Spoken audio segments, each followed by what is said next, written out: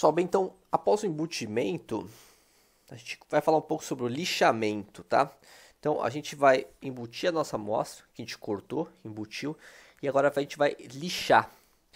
E para lixar, geralmente a gente segue uma sequência de papéis de lixas d'águas abrasivas. Ok? Então tem uma sequência que a gente segue dessas lixas que são compostas, né, de material abrasivo, né, que gera essa abrasão, que gera esse desgaste do material que a gente está preparando, né? E geralmente é feito de um material duro que é carbeto de silício. Então aqui a gente tem algumas lixas dessa d'água, tá? Geralmente a gente compra elas nesse formato quadrado e a gente recorta em círculos para colocar na nossa politriz ou em retângulos para colocar numa politriz manual que eu vou apresentar para vocês.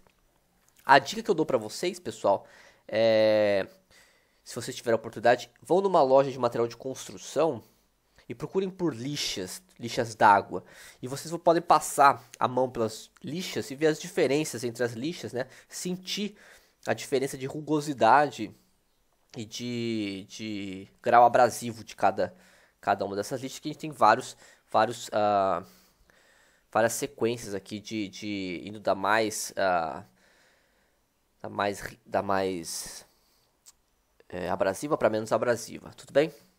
Então aqui, pessoal, nesse processo, a gente vai utilizar água também, junto com a lixa, por isso que a gente usa uma lixa d'água, que não se decompõe na presença de água, e a água que ela tem a função tanto de lubrificar e refrigerar o processo de lixamento, para que não ocorra aquecimento da nossa amostra, e não gere alterações metalúrgicas, alterações microestruturais, mas ela também serve para ir removendo, ela vai tirando, puxando, né, tanto os resíduos de lixa, tanto do material da nossa amostra lixado, tanto de resina lixado, tudo bem? A sequência que a gente geralmente usa é 80, 120, 180, 240, 320, 400, 600, que aqui é mesh, né, a cerquilha significa mesh, e aí eventualmente 1200 e 1500 em alguns casos, né? Então, a lixa 80, por exemplo, é a mais agressiva, é a mais grossa, né? E à medida que a gente vai sequencialmente mudando de lixa, vai ficando cada vez mais fino e menos grosso, né? As lixas de 1200 e 1500 nem sempre é necessário, mas elas dão um acabamento cada vez melhor e facilitam a etapa de polimento. Tudo bem? Então, mas o que esse mesh aqui, essa cerquilha, né? Ela corresponde à grana da lixa empregada. Então, vamos tentar entender um pouco isso, né? A aspereza da nossa lixa ela é indicada por esse número, né? 80, 120, e essa cerquilha seria a unidade, né? O que significa? Olha só, quanto menor for a granulometria das partículas abrasivas, então quanto menor for os grãos dessas partículas abrasivas, maior a quantidade de grãos ou de partículas a gente consegue colocar numa mesma área, certo? Quanto maior for a quantidade de partículas abrasivas que a gente tiver numa mesma área, mais finos esses grãos são, maior é a cerquilha. Então, por exemplo, a 1500 ela é muito mais fina do que a 1200. E a 80 é muito mais grossa que a 180, né? A 80 tem uma quantidade bem menor de grão por área, porque os grãos são maiores, os grãos abrasivos. Tudo bem? Em geral, essas primeiras lixas aqui, 80, 120, a gente usa para desbaste do material, então a gente faz aquele arredondamento da amostra embutida, ou para despastar o material para tirar o grosso de oxidação, alguma coisa assim. Para materiais que são mais macios, geralmente a gente já pode começar o processo de lixamento aqui na 320, né, 240, que já são lixas não tão agressivas assim. Tudo bem? Então, a dica que eu dou é vão numa loja de material de construção e vejam a diferença. Passe a mão numa lixa 80, numa lixa 600. Vocês vão ver as diferenças na capacidade de abrasão de cada lixa. Tudo bem? Mas por que a gente lixa, professor? De novo, por que a gente lixa? A gente tem que lixar para deixar a superfície plana, né, perpendicular, normal ao eixo do microscópio. Tudo bem? De forma que quando a gente polir e atacar, a gente consiga ver as informações estruturais. De forma que a luz ela não reflita de forma difusa. Né? Se refletir de forma difusa, a gente não consegue ver basicamente nada no nosso processo. Então a gente lixa primeiro para tirar aqueles sulcos oriundos dos processos de fabricação, no caso do corte, né, que são as camadas superficiais que foram danificadas, né, durante o corte. Então, inicialmente, a gente vai iniciar, a primeira lixa que a gente vai utilizar vai ser para remover esses sulcos oriundos do processo de corte. Então, aqui tem uma amostra com vários sulcos do processo de corte. Vamos imaginar que isso aqui são sulcos, tem todo esse formato irregular. A gente passa a primeira lixa, né? Então, a gente vai ter vários riscos alinhados numa direção específica. Então, a gente retirou os sulcos, mas agora a gente tem vários riscos, né, oriundos dessa lixa numa determinada direção. A partir da próxima lixa, né, a gente vai para uma lixa sequencial, o nosso objetivo agora é retirar os sulcos oriundos da lixa anterior. Então, para a gente conseguir observar isso, o que a gente faz? A gente inclina a nossa amostra em 90 graus e lixa nessa direção. Então, o que vai acontecer? A gente vai formar novos riscos mais finos. E a gente vira 90 graus de novo, né? E novos riscos mais finos. Então, a gente vai girando perpendicularmente a lixa anterior e vai observando o desaparecimento dos riscos antigos e o aparecimento de riscos mais finos. Então, cada vez mais fino, até a gente chegar numa estrutura totalmente espelhada e plana e lisa, né? Isso a gente vai conseguir bem durante o polimento, né? Onde os riscos vão ser tão finos que a gente vai começar a polir em todas as direções, de forma que a gente não vai ter risco nenhum, né?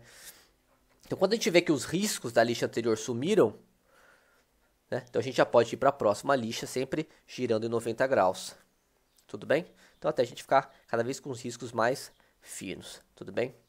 Isso gera sempre um refinamento, né, no acabamento superficial da amostra. A gente está sempre fazendo um acabamento aqui. Tudo bem?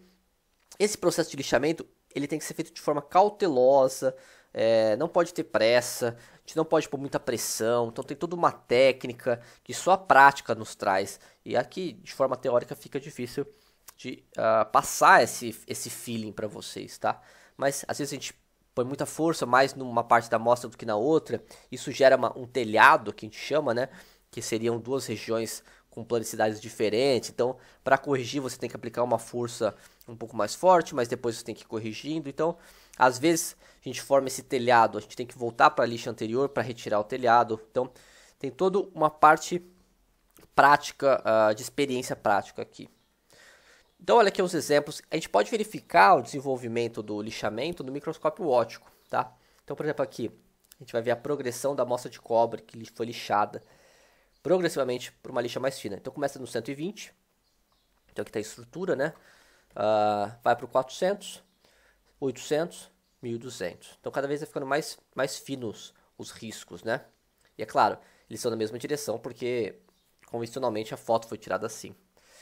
Para olhar no microscópio, só se recomenda antes passar uma água, dar uma limpada com água corrente e secar a amostra. Nunca leve a amostra molhada para o microscópio, porque a umidade da amostra pode danificar a objetivo do microscópio, bem como o sistema eletrônico do microscópio. Então a gente seca, geralmente a gente utiliza um secador, do tipo secador de cabelo, né, para evitar que forme manchas de secagem, né? Se a gente deixa secar ao ar livre, vai gerar manchas de secagem. E essa ideia de limpar a amostra também é válida quando a gente troca de lixa. Se a gente sai da 120 e vai para 400, é importante a gente passar uma água e retirar resquícios da lixa 120. Por quê? Porque esses grãos mais grosseiros, eles podem prejudicar no lixamento da lixa 400. Então aí pode gerar riscos mais grosseiros que depois fica difícil de tirar em lixas mais finas. A gente tem que voltar para lixas anteriores, então tem sempre esse processo. Geralmente pode se limpar com água corrente mesmo, deixa um tempinho na água corrente, 5 segundos e já passa a próxima. Em casos mais específicos de preparar amostras para microscopia de técnicas mais sofisticadas, geralmente a gente deixa num banho ultrassônico, um banho de ultrassom, por uns 10 minutos. Mas em casos mais gerais não precisa disso. Tudo bem? E depois aqui de 1200, podemos até ir para a lixa 1500, em alguns casos até 2000, em alguns casos até 2500. O máximo que eu já vi foi a lixa 4000, então é bem fina, é quase um polimento. E a partir daí a gente pode fazer o polimento da nossa amostra. Então a gente pode fazer o lixamento tanto de forma manual quanto de forma automática, tá? Geralmente, muito comum a gente encontrar no Brasil lixadeiras manuais. Difícil encontrar lixadeiras automáticas, tá? E o lixamento manual, ele pode ser feito tanto usando lixadeiras rotativas quanto estáticas. Aqui tem uma estática, né? Então tem um dispositivo aqui para fixar as lixas, né, no formato retangular. Então corta aquelas lixas do formato retangular. E aí você segura com as duas mãos, posiciona a amostra aqui e vai arrastando até o final. Chegando no final, você volta para cá e arrasta de novo. Volta para o final e assim vai, até sumir os sucos da lixa anterior. Aí você passa para a próxima lixa e assim sucessivamente. Tudo bem? Já na lixadeira com rotativa, né, que é o mais clássico que a gente observa hoje em dia, a gente tem essa lixadeira aqui, onde a gente tem uma passagem de água, né? Aqui a gente também tem água que escorre, tá? Então tem uma passagem de água aqui, uma canaletinha que vai passando água, e essa água vai refrigerando, lubrificando e retirando os detritos do processo aqui. Então aqui o disco ele gira, né? E você pode até controlar a velocidade em alguns casos você limita para velocidade lenta e rápida, só tem duas opções. E basicamente você segura a amostra de forma a manter uma pressão constante por toda a amostra e não em um canto só. Caso você pressione um canto mais que o outro, vai gerar telhado na amostra, que é como a gente chama. Ou seja, duas regiões com diferentes planicidades aqui. Tudo bem? Então, tem um botão aqui, um vermelho, um botão de segurança, né? Essa é uma estrutura bem simplificada, um equipamento bem simples, tá, pessoal? Então, para retirar a lixa, né, a gente retira essa tampa, retira esse aro que segura a lixa e a gente troca a lixa, né? Dá uma limpada para tirar os resquícios de lixas anteriores e a gente faz essa troca. Tem também as politriz automáticas aqui. No caso, ó, tanto para polimento quanto para lixamento. Então, tem a passagem de água também, tem um painel digital para você preencher com as velocidades, a rotação, o tempo. Mas isso aqui é mais comum encontrar no exterior ou para caracterização de muito mais sofisticada de materiais, tá? Aqui no nosso laboratório a gente não tem uma politriz assim automática desse jeito. Então aqui basicamente você coloca a amostra aqui e ele pode lixar várias amostras ao mesmo tempo. A vantagem aqui é que a pressão aplicada vai ser sempre constante, né? Você não tem aquele erro humano, da mão humana, da técnica humana de aplicar um pouco mais de força do que deveria, um pouco menos de força. E a gente pode ver aquele vídeo de novo da Unicamp aqui, pessoal, que quando ele aborda a parte de lixamento, né? Deixa eu mostrar para vocês. Vou até tirar o áudio aqui para não fazer muito barulho. Então ele embutiu a amostra, né? A gente já tinha visto isso. Então ele vem aqui, ó. Deixa eu ver se ele põe a lixa, como que ele funciona aqui. Então, ó, ele colocou a lixa circular, ele fechou aqui o aro, colocou a tampa de proteção. Ligou vou pôr o barulho para vocês escutarem o barulho da lixa ligando. 220, 400, 600, 1200 e 1500. O processo de lixamento inicia ligando-se a lixadeira e o fluxo então de água. Ligou a lixadeira, né, a nossa politriz, e ligou a água, né? Então, posiciona-se a amostra sobre a lixa. Atenção! Mantenha um ponto de referência, de modo que ao trocar de lixa seja possível garantir a rotação de 90 graus da amostra. Mesma coisa, né? Tem um ponto de referência, então como é um quadrado é fácil de ter um ponto de referência. Então toda vez que você troca de lixa, você gira 90 graus a amostra na próxima preparação. A mudança de lixa é realizada quando, ao observar a amostra, só é possível verificar os riscos da última lixa utilizada. O processo se repete até que a última lixa seja utilizada, nesse caso a lixa de 1500.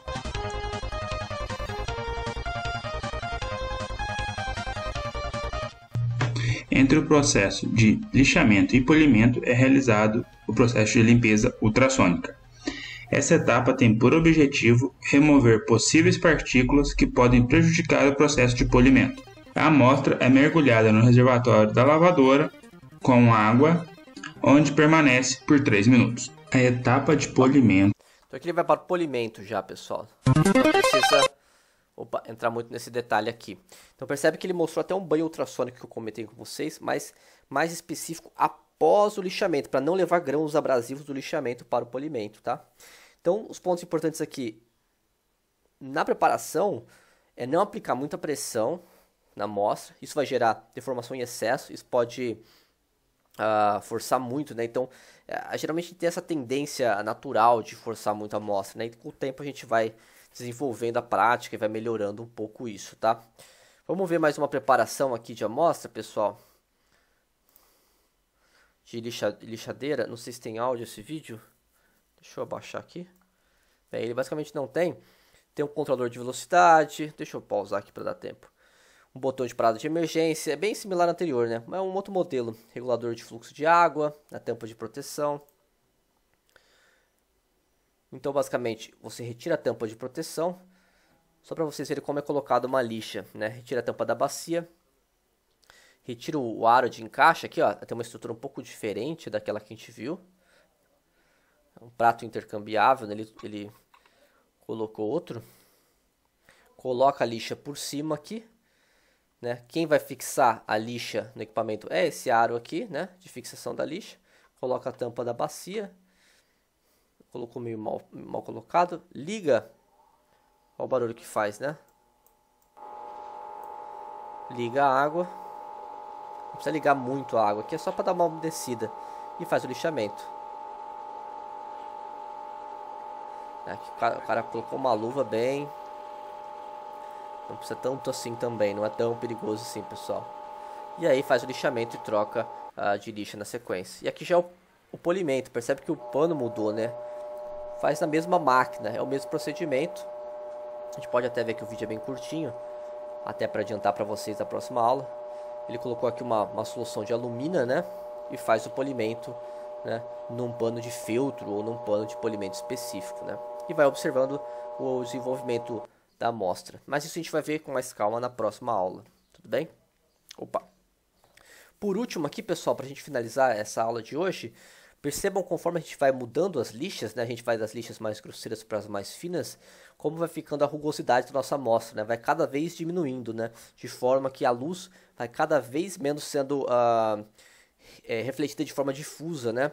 E no caso do manual, o acabamento é um pouquinho pior do que no automático. No automático a gente tem essa precisão maior na nossa análise. A gente vai ver que com o polimento, a nossa rugosidade vai ficar ainda menor, vai ficar bem baixa para a gente poder fazer o ataque químico, ok?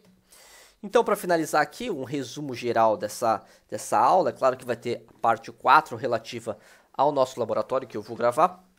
Mas um resumo em geral dessa parte é que para análise metalográfica, primeiro a gente precisa ter uma noção boa de qual região que a gente vai analisar, né? A gente tem que fazer o corte, que pode ser feito de diversas formas, e tem que tomar cuidado para não gerar alterações microestruturais. Então, fluidos de corte são importantes. O embutimento da nossa amostra cortada pode ser tanto feito a frio ou a quente, isso vai depender do cada tipo de material que a gente está analisando. E o lixamento, que vai anteceder o nosso polimento, né? Ele é feito de forma a gerar uma superfície plana e regular para análise por microscopia óptica. Na aula que vem, a gente vai ver um pouco de polimentos e defeitos. Lembrando que na dia 15 do 11 semana a gente não tem aula. Então, essa aula vai ficar um pouco mais de 1 hora, né? Somando a reunião síncrona, né? A gente acaba quitando esses horários sem aula. Beleza, pessoal? Então era basicamente isso que eu queria passar para vocês. Tem a vídeo 4 do laboratório. Vamos dar uma descansada, tomar uma água e vamos para lá.